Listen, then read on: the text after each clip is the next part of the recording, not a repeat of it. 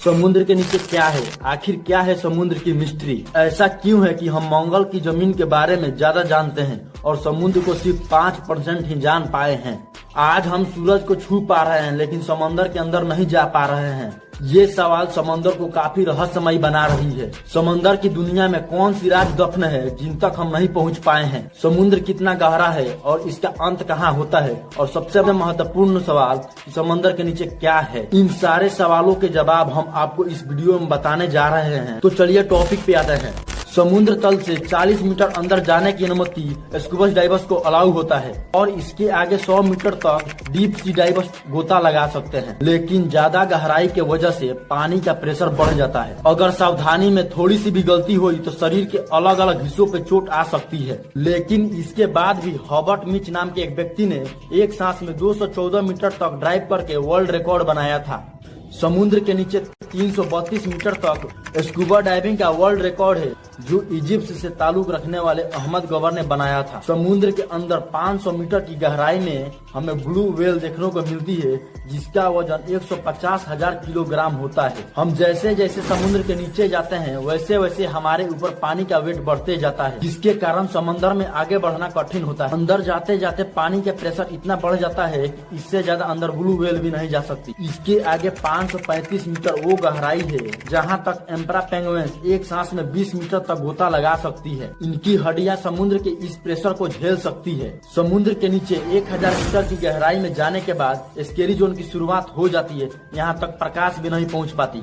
समुद्र के नीचे 2000 मीटर की गहराई में जाने के बाद एक रियल लाइफ एलियन दिखाई देता है। वो है ब्लैक ड्रैगन फिश जो समुद्र के अंधेरे में छुप जाती है। ये इस गहरे अंधेरे में भी देख सकती है। इसके नीचे 2250 मीटर की गहराई में स्पर्म व्हेल पाई जाती है और यहीं पर कोलोसस फिश भी पाए जाते हैं। ये 14 मीटर लंबे होते हैं। इनका वजन 750 किलोग्राम होता है। इनकी आंखें बहुत ही बड़ी बड़ी होती है। स्पर्म व्हेल और कोलोसस फिश के बीच लड़ाई होती रहती है। समुद्र के अंदर 3800 मीटर की गहराई में टाइटेनिक के मलबा आज भी मौजूद है। 4000 मीटर के बाद समुद्र के अंदर अबिसल्स जोन की शुरुआत हो जाती है। यहाँ एंगल फिश जैसे जीव मौजूद हैं। पानी के अंधेरे में नेचर ने इनको एक ऐसा टच दिया है जिनसे वो आसानी से देख सकते हैं। वहाँ मौजूद सारे जीवों के शरीर में लाइट पैदा होती है जिसे बायोलुमिनेसेंस कहते हैं। ये लाइट इंफ्रारेड होती है जिन्हें हम नहीं देख सकते। नीचे 4781 मीटर की गहराई तक वर्ल्ड वार 2 में क्रैश होने वाले बैटलशिप का मलबा आज भी मौजूद है। समुद्र के नीचे क्या है इसे जानने के लिए हमें और आगे जाना होगा। 6000 मीटर जाने के बाद हडल जोन शुरू हो जाता है।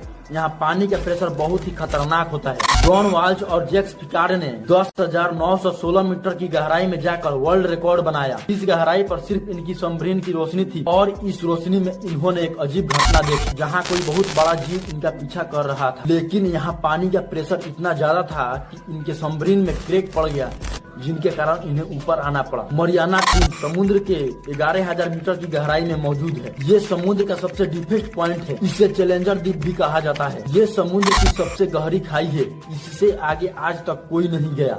समुद्र के इस गहराई में कई भयानक राज छुपी है। जब एक बार एक अंडर वाटर टेस्ट व्हीकल को 11000 मीटर की गहराई में भेजा गया तो उसे कोई पावरफुल जीव ने काफी मजबूती से पकड़ लिया था और काफी जोर लगाने के बाद भी लोग इसे नहीं छोड़ा पाए। लेकिन कुछ देर बाद उस जीव ने खुद छोड़ दिया। लेकिन जब इस व्हीकल को ऊपर लाया गया तो इस पर लगे निशान को देखकर रिसर्चर्स के होश उड़ गए, क्योंकि ये निशान किसी और के नहीं बल्कि दुनिया की सबसे बड़ी शार्क मेगालोडन के थे। माना जाता है कि समंदर की गहराइयों में कई भयानक जीव आज भी हैं जिन्हें हम नहीं खोज पाए हैं। उन्हीं में से एक भयानक जीव मेगालोडन शार्क है जो लाखों साल पहले लुप्त हो चुकी थी। हो सकता है कि ये शार्क आज भी यहाँ मौजूद है।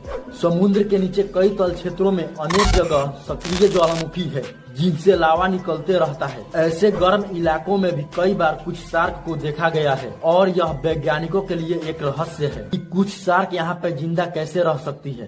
अभी तक हम समुद्र के 5% हिस्से को ही जाने हैं और एक सवाल अभी तक बना हुआ है, आखिर समुद्र के नीचे क्या है। अगर आप सोच रहे हैं कि समुद्र के नीचे कोई विलुप्त सभ्यता, विलुप्त शहर या सोने चांदी मिल सकते हैं तो आप गलत है। आखिर समुद्र के नीचे क्या है, इसे जानने के लिए हमें पृथ्वी की संरचना को समझना पड़ेगा। पृथ्वी के कई लेयर्स है, जिसमें से सबसे ऊपर वाले लेयर को क्रस्ट कहते हैं, जिसमें हम, आप और सभी जीव जंतु रहते हैं। इसकी मोटाई 100 किलोमीटर होती है। इसके बाद मेंटल की लेयर शुरू हो जाती है। क्रस्ट के 1-2 किलोमीटर की गहराई में नेचुरल ऑयल जैसे साधन पाए जाते हैं। पृथ्वी के इतिहास में जब एक बार समुद्री जीव खत्म हो गए थे तो समुद्र के तल क्षेत्रों में उनके डेथ बॉडी लाखों सालों तक डिकम्पोज होकर नेचुरल ऑयल में तब्दील हो गए। लेकिन समुद्र के नीचे केवल नेचुरल ऑयल है, यह कहना सही नहीं है, क्योंकि समुद्र के नीचे कुछ और भी है।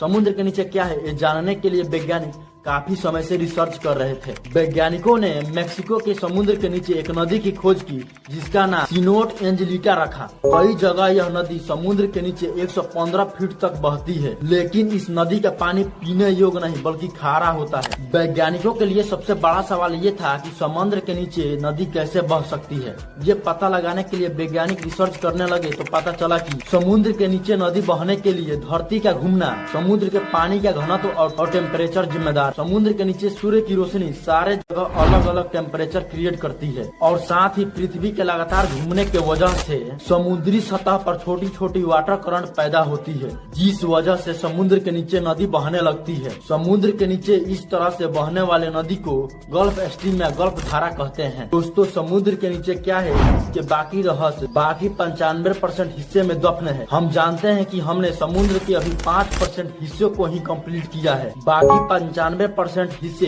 हमारे लिए रहस्य ही बने रहेगी जब तक कि कुछ पता न लग जाए। वैज्ञानिकों के मुताबिक समुद्र के नीचे कई नए विचित्र जीव प्रजाति भी मौजूद हो सकते हैं। वैसे आपको क्या लगता है कि समुद्र के बाकी 95% हिस्सों में क्या हो सकता है? कमेंट करके जरूर बताएं। तब तक के लिए जय।